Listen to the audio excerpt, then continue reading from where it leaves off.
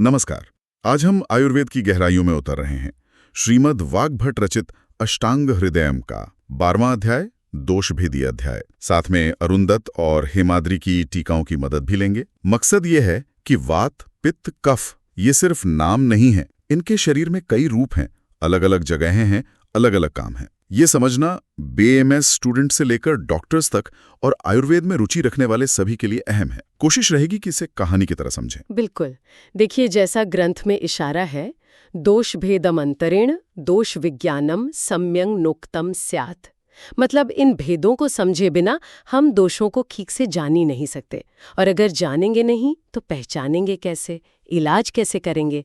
तो ये भेद समझना बहुत जरूरी है। सही कहा। तो चलिए शुरू करते हैं। सबसे पहले ये जो 3 मुख्य दोष हैं, इनके शरीर में मुख्य ठिकाने मतलब खास अड्डे कौन से हैं। वात के मुख्य स्थानों के लिए पहला श्लोक है पक्वाशय कटी सक्थि श्रोत्रास्थि स्पर्शनेन्द्रियम स्थानम वातस्य तत्रापि पक्वाधानम विशेषतः। हाँ, तो ये श्लोक कहता है कि पक्वाशय यानी बड़ी आंत, कटी यानी कमर, सक्थि यानी जांघें, श्रोत्र यानी कान, अस्थि यानी हड्डियां और स्पर्शनेन्द्रिय यानी त्वचा, ये सब वात के मुख्य स्थान हैं। पर इनमें भी तत्रापि पक्वाधानम विशेषतः मतलब पक्वाशय वो वात का सबसे खास समझिए हेडक्वार्टर है। अच्छा, और शायद इसीलिए वात की समस्याओं में बस्ती कर्म। बिल्कुल, बस्ती कर्म मतलब एनिमा इसीलिए इतना कारगर माना जाता है, क्योंकि वो सीधे वात के मूल स्थान पक्वाशय पर असर करता है। एकदम सही कनेक्शन है। दिलचस्प। अच्छा, और पित्त के मुख्य स्थान कौन से हैं? ये श्लोक बताता है। नाभि रामाशयः स्वेदो लसिका रुधिरम रसः दृक् स्पर्शनम च पित्तस्य नाभिरत्र विशेषतः 2। जी। पित्त के स्थान है नाभि, आमाशय यानी पेट का ऊपरी हिस्सा, स्वेद यानी पसीना, लसिका यानी लिम्फ, रुधिर यानी खून, रस धातु, दृक् यानी आंखें और स्पर्शन यानी त्वचा। और इनमें नाभिरत्र विशेषतः नाभि को पित्त का विशेष स्थान कहा गया है। त्वचा यहाँ फिर से आ गई, वात में भी थी। हाँ, त्वचा वात और पित्त दोनों का स्थान है। टीकाकार कहते हैं कि शायद इसलिए क्योंकि अग्नि जो पित्त का मूल है वो वायु की मित्र है, तो दोनों मिलकर त्वचा के काम संभालते हैं। समझ गया। अब तीसरे दोष कफ की बात करते हैं। उसके मुख्य स्थान क्या हैं? उरः कंठ शिरः क्लोम पर्वाण्यामाशयो रसः मेदो घ्राणम च जिह्वा च कफस्य सूत्रामुरा। तो कफ के स्थान हैं उरः यानी छाती, कंठ यानी गला, शिरः यानी सिर, क्लोम पर्व यानी शरीर के सारे जोड़, आमाशय रस धातु, मेद यानी फैट, घ्राण यानी नाक और जिह्वा यानी जीभ। और इनमें सूत्रामुरः यानी छाती, उरः प्रदेश वो कफ का मुख्य गढ़ है। छाती, शायद इसीलिए कफ बिगड़ने पर छाती में भारीपन सा लगता है। बिल्कुल, वो एक बहुत आम लक्षण है। तो ये तो हुए इनके सामान्य ठिकाने। लेकिन कहानी यहाँ और दिलचस्प होती है। ग्रंथ कहता है कि ये तीनों दोष अपने काम के हिसाब से 5-5 अलग-अलग रूप भी लेते हैं। है ना कमाल? मतलब एक ही वायु 5 तरह के काम। श्लोक कहता है प्राणादि भेदात पंचात्मा वायुः। हाँ, ये बहुत सुंदर तरीके से समझाया गया है। जैसे एक ही इंसान अलग अलग रोल निभाता है ना, वैसे ही वायु तत्व एक ही है, पर शरीर में अलग अलग जगह पर खास काम करने की वजह से 5 नामों से जाना जाता है। प्राण, उदान, व्यान, समान और अपान। समझिए ये 5 मैनेजर हैं वायु के। तो सबसे पहले है प्राणवायु। ये क्या करता है? प्राणोत्र मूर्धग उरः कंठचरो बुद्धि हृदयेन्द्रिय चित्तधृक् स्थीवन क्षवथूद्गार निश्वास अन्न प्रवेशकृत। प्राणवायु देखिए, इसका मुख्य केंद्र है सिर, मूर्धवार, पर यह छाती और गले में भी घूमता है। और इसका काम सबसे जरूरी बुद्धि, हृदय, इंद्रियां और मन को संभाले रखना। बुद्धि हृदयेन्द्रिय चित्त धृक्, यही हमें जीवन देता है, सोचने समझने की शक्ति देता है, और साथ में छींकना, डकार लेना, सांस लेना और खाने को अंदर लेना, अन्न प्रवेशकृत, ये सब भी इसी के जिम्मे है। समझिए, ये हमारे सिस्टम का मेन स्विच है। वाह, ये तो बहुत ही अहम है। अच्छा, दूसरा है उदान वायु। उरः स्थानम उदानस्य नासानाभिगलांश्चरेत वाक प्रवृत्ति प्रयत्नोर्जा बल वर्ण स्मृति क्रिया। जी, उदान वायु का मुख्य घर तो छाती है, पर ये नाक, नाभि और गले में भी घूमता है। इसका काम है आवाज, मतलब बोलना, वाक प्रवृत्ति, कोशिश करने का जज्बा, प्रयत्न, शरीर की ऊर्जा, बल, त्वचा का रंग, वर्ण और याददाश्त, स्मृति, ये सब उदान वायु के काम है। ये हमें ऊपर उठने और खुद को एक्सप्रेस करने की ताकत देता है। ठीक है। तीसरा, व्यान वायु। ये तो लगता है पूरे शरीर में फैला हुआ है।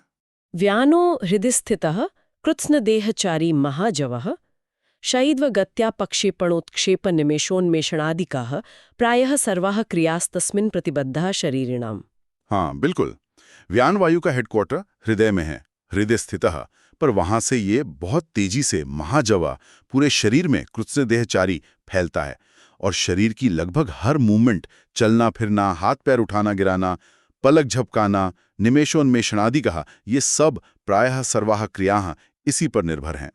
ये सर्कुलेशन और मूवमेंट का नेटवर्क संभालता है। चौथा है समान वायु। नाम से ही पाचन से जुड़ा लग रहा है। हाँ, बिल्कुल। समान वायु हमारी पाचन अग्नि के पास, अग्नि समीपस्थः यानी कोष्ठ में, पेट आंतों के इलाके में काम करता है। इसका काम है खाने को लेना, अन्नम ग्रहणाति, उसे पचाना, पचती, फिर उसमें से काम की चीजें यानी सार और बेकार चीजें यानी किट, इनको अलग करना, विवेचयति, और फिर किट को आगे धकेल देना, मुंचती। ये हमारे डाइजेस्टिव सिस्टम का समझ लीजिए कंट्रोलर है। और पांचवा और आखिरी अपान वायु।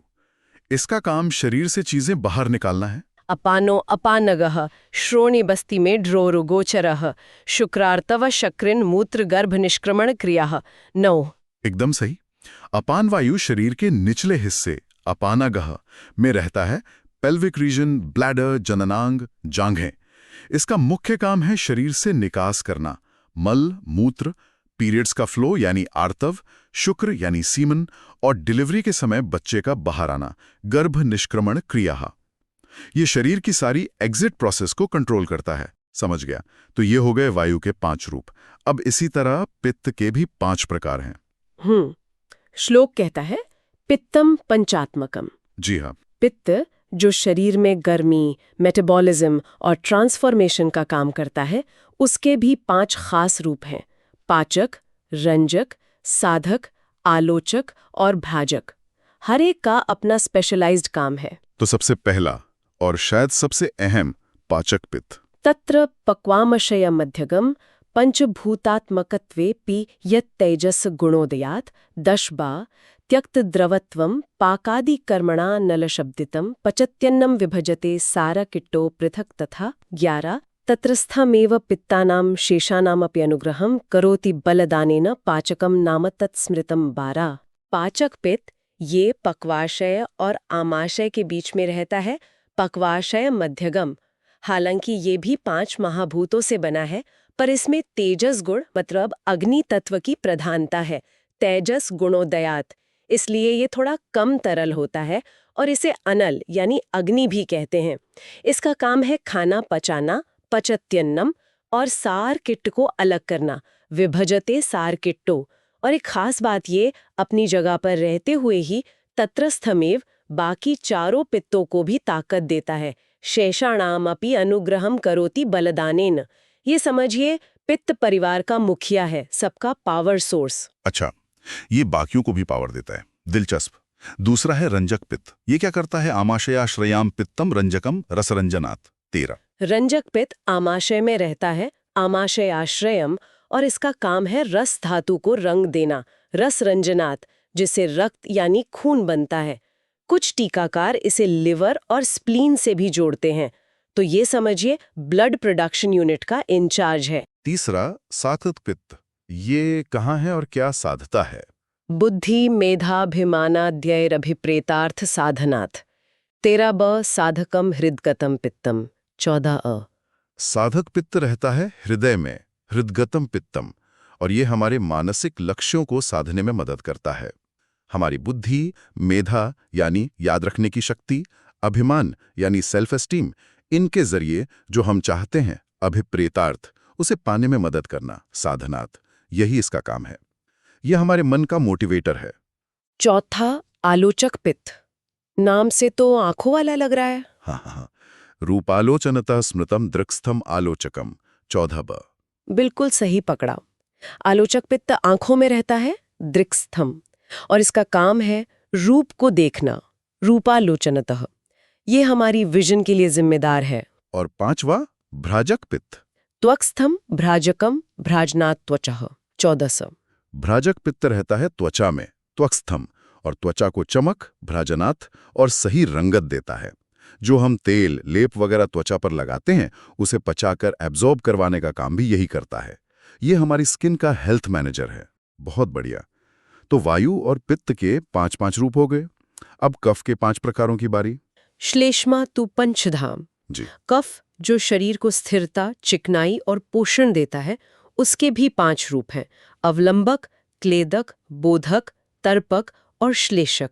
ये शरीर की संरचना और ल्यूब्रिकेशन का ध्यान रखते हैं। पहला है अवलंबक कफ। इसका काम सहारा देना है, अवलंबन देना। उरस्थ छत्रिकस्य स्ववीर्यतः हृदयस्याद् नवीर्याच्च तत्स्थ एवाम्बुकर्मणा। 15ब कफधाम्नां च शेषाणां यत् करोत्यवलंबनम् अतो अवलंबकः श्लेष्मा। 16अ। हाँ, अवलंबक कफ छाती में उरस्थः रहता है। ये अपनी ताकत से त्रिक प्रदेश यानी कमर का निचला हिस्सा सैक्रम और हृदय को सहारा, अवलंबन देता है। साथ ही अपनी जगह पर रहते हुए ही अपने जलीय गुणों अंबुकर्मणा से शरीर के बाकी कफ के स्थानों जैसे सिर, जोड़ों को भी पोषण और मजबूती देता है। ये शरीर का समझे मेन स्ट्रक्चरल सपोर्ट है। दूसरा है क्लेदक कफ। ये पाचन में कैसे मदद करता है? यस्त्वामाशय संस्थितः सो क्लेदकः अन्न संघात क्लेदनाथ। क्लेदक कफ आमाशय में रहता है, आमाशय संस्थितः। इसका काम है भोजन को गीला करना, क्लेदनाथ उसे नरम बनाना ताकि पाचन आसानी से हो सके। यह फूड के लिए सॉफ्टनर जैसा है। तीसरा बोधक कफ। ये स्वाद से जुड़ा है ना? रस बोधनात्, बोध को रसना स्थाई। 17वां, हाँ जी, बोधक कफ जीभ पर रहता है, रसना स्थाई, और हमें अलग अलग रसों मतलब स्वाद का बोध कराता है, रस बोधनात्। मीठा, खट्टा, कड़वा ये सब इसी की वजह से पता चलता है। ये हमारा टेस्ट सेंसर है। चौथा है तर्पक कफ। तर्पण मतलब संतुष्टि या पोषण। शिरः संस्थो अक्षत तर्पणात् 17 स। तर्पक 18 के। बिल्कुल, तर्पक कफ सिर में रहता है, शिरः संस्थः, और हमारी इंद्रियों खासकर आँखों, अक्ष का तर्पण करता है, मतलब उन्हें पोषण देता है, शांत रखता है। ये हमारे ब्रेन और सेंस ऑर्गन्स को लुब्रिकेटेड और कूल रखता है। और 5वां श्लेषक कफ। ये जोड़ों के लिए लुब्रिकेंट है। संधि संश्लेषात् श्लेषकः संधिषु स्थितः। एकदम सही। श्लेषक कफ सभी जोड़ों में संधिषु स्थितः रहता है और उन्हें चिकनाई देता है, संधि संश्लेषात्, ताकि हड्डियां आपस में रगड़े नहीं और मूवमेंट स्मूथ रहे। ये हमारे जॉइंट्स का लुब्रिकेंट है। वाह! तो ये कुल मिलाकर 15 प्रकार के दोष हो गए जो हमारे शरीर को चला रहे हैं। लेकिन आपने शुरू में कहा था कि ये हमेशा एक जैसे नहीं रहते, इनकी मात्रा बदलती है। चय, प्रकोप, प्रशम, जरा इसके बारे में बताइए। सही। ये जो हमने स्थान और काम देखे, ये इनकी नॉर्मल बैलेंस्ड अवस्था अविकृतात्म नाम के हैं। जब इनमें गड़बड़ी होती है, मतलब ये घटते या बढ़ते हैं, तो अवस्थाएं बदलती हैं। बढ़ने की 2 स्टेज है, चय मतलब अपने ही घर में जमा होना, और प्रकोप मतलब बढ़कर घर से बाहर निकल जाना, फैल जाना। और तीसरी अवस्था है प्रशम, मतलब वापस शांत होकर नॉर्मल हो जाना। और ये घटते बढ़ते कैसे हैं? क्या मौसम का असर होता है या हम जो खाते पीते हैं उसका? यहाँ एक श्लोक है जो गुणों की बात करता है। उष्णेन युक्ता रूक्षाद्या वायोः कुर्वन्ति संचयम् 19ब। शीतेन कोपो मुष्णेन शमम स्निग्धादयो गुणा 20अ। ये असल में गुण और तापमान का खेल है। जी जैसे वात का गुण है रूखापन। जी। अब श्लोक कहता है कि अगर रूखेपन वाली चीजें गर्मी के साथ मिलें, उष्णेन युक्ता रूक्षाद्या, तो वात जमा तो होगा, संचयम, पर भड़केगा नहीं, क्योंकि गर्मी वात की ठंडक के विपरीत है। ठीक है। लेकिन वही रूखी चीजें अगर ठंड के साथ मिलें, शीतेन, तो वात का प्रकोप हो जाता है, कोपम। और अगर वात के उल्टे गुण जैसे चिकनाई गर्मी के साथ मिले, उष्णेन शमम स्निग्धादयो गुणा, तो वात शांत होता है। यही लॉजिक पित्त और कफ पर भी लगता है। सेम गुण बढ़ाते हैं, ऑपोजिट गुण शांत करते हैं, और टेम्परेचर इसमें मदद या रुकावट डालता है। अच्छा, तो इन अवस्थाओं को पहचानेंगे कैसे? चय मतलब जब दोष घर में जमा हो रहा है, उसके क्या लक्षण हैं? चयो वृद्धिर स्वधाम नेव प्रद्वेषो वृद्धि हेतुषु 22 ब विपरीत गुणे चाच 23 अ। चय का मतलब है दोष का अपने ही स्थान पर स्वधामनी एव बढ़ जाना। इसके लक्षण है जिन कारणों से वो दोष बढ़ रहा है उन चीजों से अरुचि होना, प्रद्वेषो वृद्धे हेतुषु, और उसके विपरीत गुणों वाली चीजों की इच्छा होना, विपरीत गुणेच्छा च। जैसे वात का चय हो तो रूखी ठंडी चीजें खाने का मन नहीं करेगा, बल्कि गर्म चिकनी चीजें अच्छी लगेंगी। और प्रकोप जब वो फैलने लगता है? कोपस्तुन्मार्गगामिता लिंगानाम दर्शनम स्वेषाम अस्वास्थ्यम रोग संभवः। प्रकोप मतलब दोष का अपने रास्ते से भटक जाना, उन्मार्गगामिता, और फैलना शुरू हो जाना। तब उस दोष के अपने खास लक्षण दिखने लगते हैं। लिंगानाम दर्शनम स्वेषाम, जैसे वात से दर्द या अकड़न, पित्त से जलन, कफ से भारीपन, तबीयत ठीक नहीं लगती, अस्वास्थ्यम, और कोई बीमारी भी शुरू हो सकती है, रोग संभवा। और प्रशम मतलब सब शांत। स्वस्थानस्तस्य समता विकारा संभवा शमः। हाँ, प्रशम मतलब दोष का वापस अपनी जगह, स्वस्थानस्थस्य आकर नॉर्मल हो जाना, समता नतीजा कोई बीमारी नहीं, विकारा संभवः, यही हेल्थ है, क्षमा। आपने कहा था कि मौसम का भी असर होता है। क्या इन अवस्थाओं का मौसम से कोई सीधा संबंध है? चय प्रकोप प्रशम वायोर ग्रीष्मादिषु त्रिषु 24 वर्षादिषु तु पित्तस्य श्लेष्मणः शिशिरादिषु 25। जी हाँ, एक नेचुरल साइकिल है। आमतौर पर वात गर्मी में जमा होता है, चय, बारिश में बढ़ता है, प्रकोप, और पतझड़ में शांत होता है, प्रशम। पित्त बारिश में जमा होता है, पतझड़ में बढ़ता है, सर्दियों में हेमंत में शांत होता है, और कफ सर्दियों में जमा होता है, बहार वसंत में बढ़ता है और गर्मी में शांत होता है। ये एक सामान्य पैटर्न है। लेकिन क्या ये हमेशा ऐसे ही होता है या इसमें भी कोई पेच है? इति काल स्वभावो अयम आहारादि वशात पुनः चयादि नियांति सद्योपि दोषः काले अपि वानतु। पैच है। ये जो बताया वो मौसम का सामान्य स्वभाव है, इति काल स्वभावोयम। लेकिन हमारा खान पान और लाइफस्टाइल आहारादि वशात इससे ज्यादा असर डालते हैं। मतलब गलत खाने पीने से दोष किसी भी मौसम में तुरंत सद्योपि बढ़ सकते हैं, और सही लाइफस्टाइल से उनके बढ़ने वाले मौसम में भी वो शांत रह सकते हैं। काले पिवा नौतु, तो हमारी आदतें मौसम से ज्यादा महत्वपूर्ण है। और जब दोष बढ़ जाता है तो क्या वो तेजी से फैलता है? व्याप्नोति सहसा देहम आपाततल मस्तकम 29 बा निवर्तते तु कुपितो मलो अल्पाल्पम जलोघवत 30 आ। हाँ, ग्रंथ कहता है कि बढ़ा हुआ दोष बाढ़ के पानी की तरह जलोघवत तेजी से सहसा पूरे शरीर में सिर से पैर तक आपादतलम मस्तकम फैल जाता है, लेकिन शांत होने में वक्त लगता है। वो धीरे धीरे अल्पाल्पम कम होता है। मतलब बिगड़ना आसान है, सुधरने में समय लगता है। दुनिया में तो हजारों बीमारियां हैं। क्या आयुर्वेद हर एक के कारण, लक्षण, इलाज अलग अलग बताता है? नाना रूपेर संख्यैर् विकारैः कुपितामलाः त्रींशत्तापयन्ति तनु तस्मात् तद्धेत्वा कृति साधनम शक्यम नैकैकशो वक्तुम अतः सामान्यम उच्यते। देखिए, ग्रंथ खुद ये बात मानता है कि बिगड़े हुए दोष अनगिनत असंख्यैः तरीकों से, नाना रूपे है, शरीर को तकलीफ देते हैं। इसलिए हर एक बीमारी का कारण, हेतु, लक्षण, आकृति और इलाज, साधन अलग अलग बताना मुमकिन ही नहीं है। शक्यम नैकैकशो वक्तुम।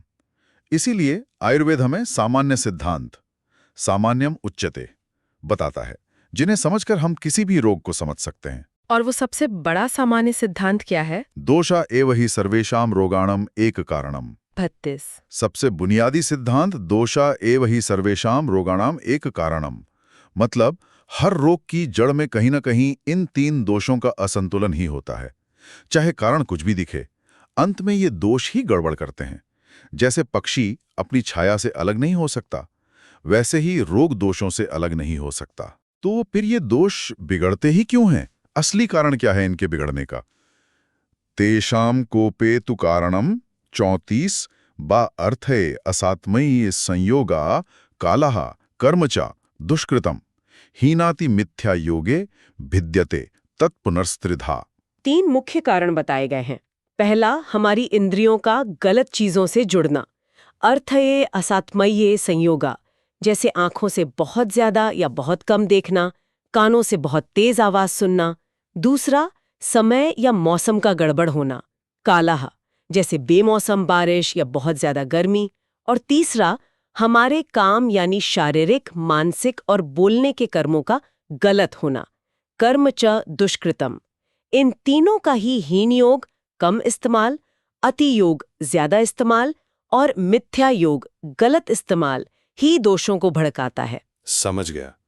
तो ये कारण दोषों को उकसाते हैं, फिर दोष शरीर में फैलकर बीमारी पैदा करते हैं। इनके फैलने के भी कोई खास रास्ते हैं क्या? हाँ, मोटे तौर पर 3 रास्ते बताए हैं: शाखा, कोष्ठ और मध्यम मार्ग। शाखा रक्तादिस्त्वक च बाह्य रोगायनम हितत। शाखा मार्ग मतलब बाहरी रास्ता, इसमें खून, त्वचा वगैरह आते हैं। यहाँ स्किन डिजीज, मस्से, बाहरी गांठें होती हैं। ठीक है। और कोष्ठ, अंतःकोष्ठो महास्रोतो आम्रपक्वाशयाश्रया षडेच। कोष्ठ मतलब अंदरूनी रास्ता। हमारा पाचन तंत्र, पेट, आंतें, इसे महास्रोत भी कहते हैं। यहाँ उल्टी, दस्त, पेट दर्द, बुखार जैसी अंदरूनी तकलीफें होती हैं। और तीसरा? मध्यम मार्ग, शिरोहृदय बस्त्यादि मर्माणीय स्नांच संधयः 48 मध्यमः रोगमार्गः। मध्यम मार्ग में शरीर के सबसे महत्वपूर्ण अंग, मर्म स्थान, जैसे सिर, हृदय, ब्लैगन और साथ ही हड्डियां, जोड़, नसें वगैरह आती हैं। यहाँ होने वाले रोग अक्सर गंभीर होते हैं, जैसे लकवा, टीबी, हृदय रोग, जोड़ों के गंभीर दर्द। और जब दोष इन रास्तों पर बढ़ जाते हैं तो उनके कुछ खास लक्षण भी होते होंगे।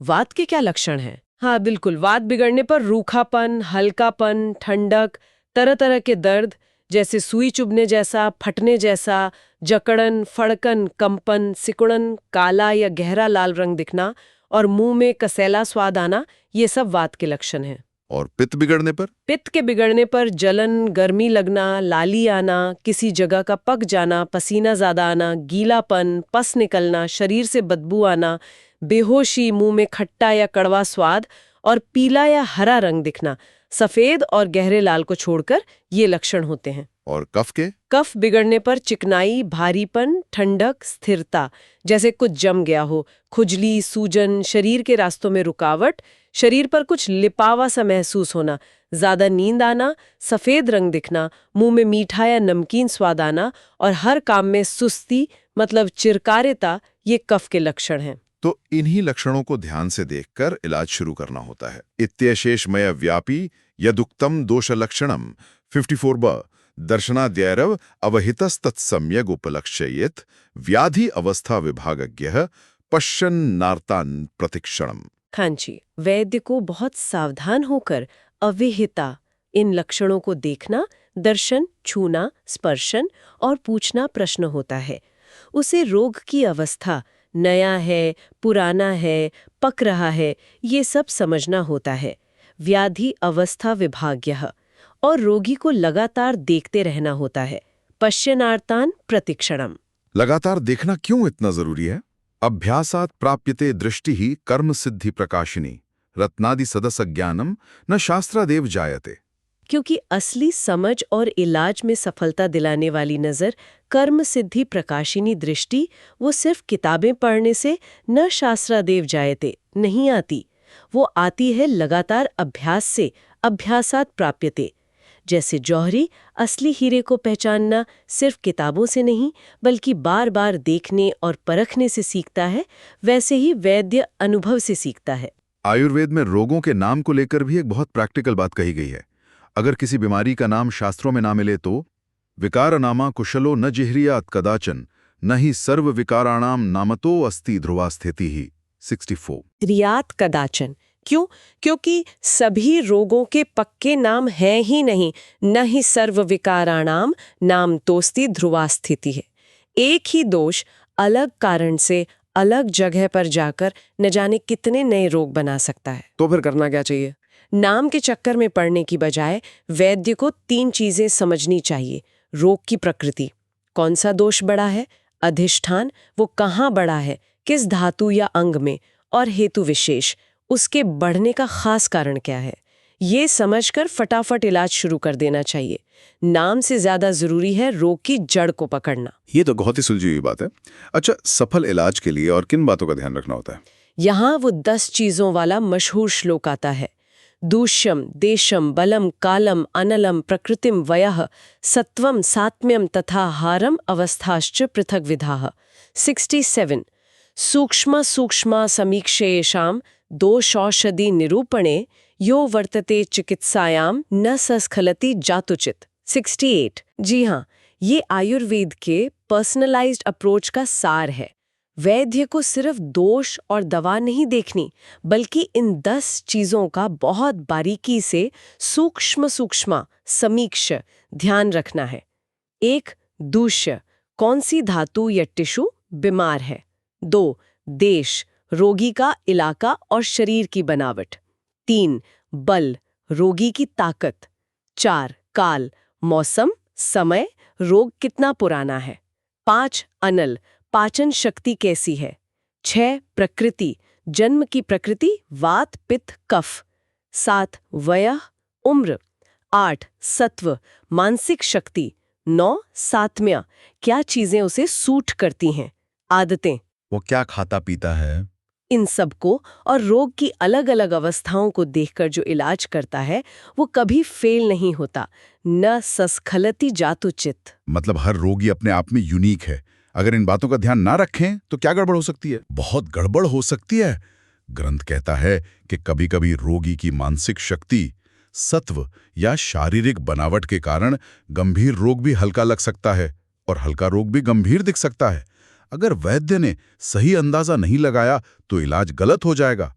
हल्की बीमारी में तेज दवा दे दी तो शरीर को नुकसान होगा, और गंभीर बीमारी में हल्की दवा दी तो वो बेअसर रहेगी और रोग बढ़ जाएगा। तो फिर इस पूरे अध्याय का सार क्या है? वैद्य के लिए सबसे बड़ा टेकअवे, अतोपयुक्त है सततम सर्वम आलोच्य सर्वथा तथा युंजीत भैषज्यम आरोग्याय यथा ध्रुवम। 73 सार यही है कि वैद्य को हमेशा सजग रहना है, अभियुक्तः सततम, हर चीज पर, हर पहलू पर, सर्वम आलोच्य सर्वथा, अच्छी तरह विचार करना है, और फिर ऐसी दवा या तरीका अपनाना है, तथा युंजीत भैषज्यम, जो पक्के तौर पर ध्रुवम, रोगी को स्वास्थ्य दे, आरोग्याय, कोई तुक्का नहीं, पूरी समझदारी से काम लेना है। अध्याय के आखिर में दोषों के अलग अलग कॉम्बिनेशंस की गिनती भी दी गई है। हाँ, एक तरह से गणित लगाकर बताया है कि दोषों के सिर्फ बढ़ने या घटने से नहीं, बल्कि उनके अलग अलग मेल से, जैसे कोई 2 बढ़े 1 नॉर्मल रहे, या 1 बढ़े 1 घटे 1 नॉर्मल रहे, ऐसे करके कुल 62 तरह की विकृत अवस्थाएं बन सकती हैं। और 63वीं अवस्था है स्वास्थ्य की, जब तीनों दोष बराबर हों। और ये गिनती अनंत तक जा सकती है। संसर्गाद्रसुरुधिरादिभेस्तथेषां दोषां स्तुक्षय समता विवृद्धि भेदे आठोठरा बानन्त्यम तरतम योगतश्च यातान जानियात अवहित मानसो यथा स्वम। 8812 बिल्कुल, ग्रंथ कहता है कि जब इन 62 अवस्थाओं को हम रस, रक्त आदि धातुओं और मलों के साथ उनके अपने घटने, बढ़ने और नॉर्मल रहने की अवस्थाओं के साथ मिलाते हैं, और फिर उसमें भी ये देखते हैं कि कौन कितना कम या ज्यादा है, तरतम योगदः, तो इन विकारों की संख्या अनंत, अनंत्यम हो जाती है। ये दिखाता है कि हर व्यक्ति और हर स्थिति कितनी जटिल और अनोखी हो सकती है। तो हमने देखा कि कैसे ये 3 दोष, वात पित्त कफ, जो सुनने में बड़े सरल लगते हैं, अपने स्थानों, प्रकारों, अवस्थाओं और अनगिनत कॉम्बिनेशंस की वजह से कितने ज्यादा जटिल और गहरे हैं। हमारा शरीर वाकई एक अद्भुत इकोसिस्टम है। सचमुच। और ये अध्याय हमें यही सिखाता है कि स्वास्थ्य का मतलब सिर्फ बीमारियों का ना होना नहीं है, बल्कि इन दोषों का अपनी सही जगह पर, सही मात्रा में, सही तरीके से काम करते हुए संतुलन में रहना है। और इन भेदों को समझना ही रोगों की जड़ तक पहुंचने और सही इलाज करने की चाबी है। आज के लिए इस चर्चा को यहीं विराम देते हैं। उम्मीद है दोषों की इस अंदरूनी दुनिया की ये यात्रा आप सबको ज्ञानवर्धक लगी होगी। और श्रोताओं के लिए बस एक विचार, जब हम जानते हैं कि हमारे अंदर ये दोषों का नाजुक सा संतुलन मौसम, खान-पान, हमारे रोज के कामों और शायद हमारे पिछले कर्मों से भी लगातार प्रभावित होता रहता है, तो हम अपने रोजमर्रा के जीवन में इन सूक्ष्म बदलावों के प्रति और ज्यादा जागरूक कैसे हो सकते हैं? कैसे उन शुरुआती इशारों को पकड़ें इससे पहले कि वो किसी बीमारी का रूप ले लें? कौन सी छोटी-छोटी आदतें हमें उस कीमती 63वीं अवस्था यानी संतुलन की अवस्था में बनाए रखने में मददगार हो सकती हैं? इस पर सोचिएगा जरूर।